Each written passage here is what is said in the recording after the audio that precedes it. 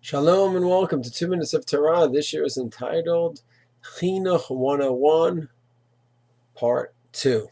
First shir, which is an introductory shir.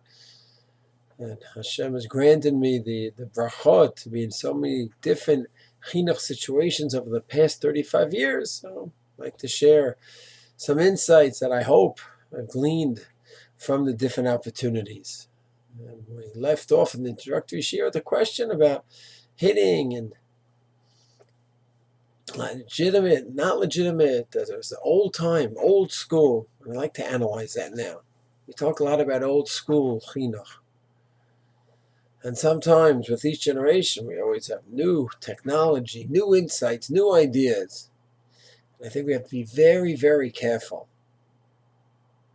Could be that the way we communicated 50 years ago and now, and got a message to someone across the globe, we've advanced plenty. So growing up, we would send airmail letters, those blue letters that we would fold in a special kind of a way and send them off, writing all of our feelings to our loved ones across the world. We didn't see for days, weeks, months, didn't hear from them. So now we communicate, calling, texting, Facebook, whatever it may be. So that's an advancement. And it certainly is a lot more efficient to go ahead, communicate with a friend, a parent, a relative, where they hear us in a second, as opposed to 2-3 months. That's an advancement. People would die from simple diseases 30, 40, 50, 60, 70 years ago. Baruch Hashem. Bacterial diseases that would knock us out. Baruch Hashem. We now could deal with it in such simple ways, antibiotics. Certain cancerous growths that could be removed today. So Baruch Hashem, there's advancements. But we have to be very, very careful. Certain scientific advancements, technical advancements, medical advancements, advancement in communication, we should embrace it.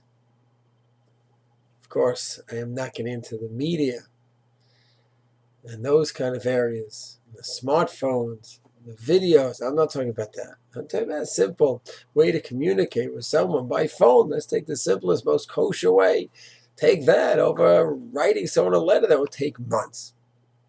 But we have to be very careful that we don't let our infatuation with all of our advancements blind us to think newer is better in all areas, including education. And what did the old school know anyway? We know how to do it. We know how to go ahead, put men on the moon and Mars as well one of these days. We know how to go ahead and give antibiotics and cure things that would have killed our grandparents. So we also know plenty about education, because this is 2018. The 21st century. And that is a very, very, very delicate point. There's certain advancements in education and plenty of steps backwards. And we need to be able to develop the analytical skills to see which parts of education, what old school parts of education had it right, and where maybe we can improve. So maybe 50 years ago, kid wasn't writing so well. It wasn't a focus.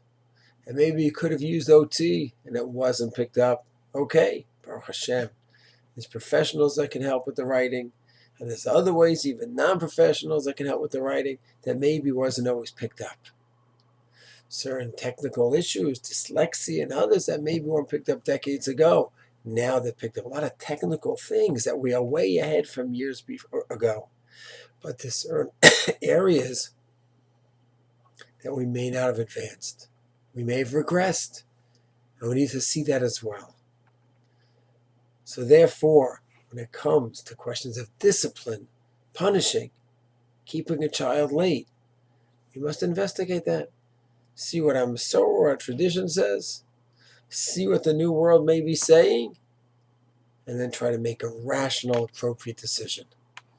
So to sum up the shir, We cannot get carried away with our advancements in technology.